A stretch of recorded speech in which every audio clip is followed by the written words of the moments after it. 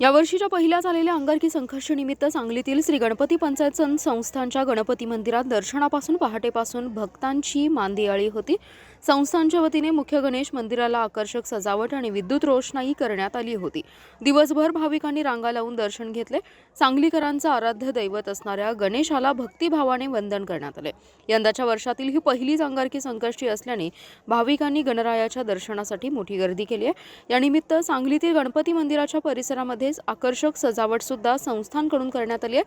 संस्थानच्या गणेश मंदिरात पहाटे गणरायाची पूजा करण्यात आली। या संपूर्ण पार्श्वभूमीवर पहाटे 5 वाजल्यापासून गणेश भक्त मुख्य गणपती मंदिरामध्ये आपल्या गणरायाच्या दर्शनासाठी आले होते।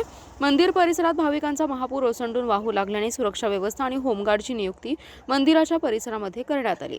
गणपती पेठेत विविध प्रकारचे विक्रीचे स्टॉल लावण्याने यात्रेचं स्वरूप आलं होतं। अंगारकी संकष्टीनिमित्त शहर आणि परिसरातील गणेश मंदिरात विविध कार्यक्रमांचे देखील आयोजन करण्यात आले। काही मंदिरात उपवासाचे पदार्थ प्रसाद म्हणून वाटप करण्यात आले।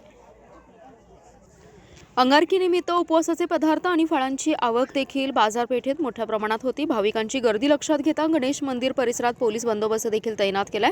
दरम्यान सध्या महापालिका निवडणूक सुरू असल्याने सर्वपक्षीय नेते उमेदवारांनी देखील मंदिरामध्ये दर्शनासाठी हजेरी लावली।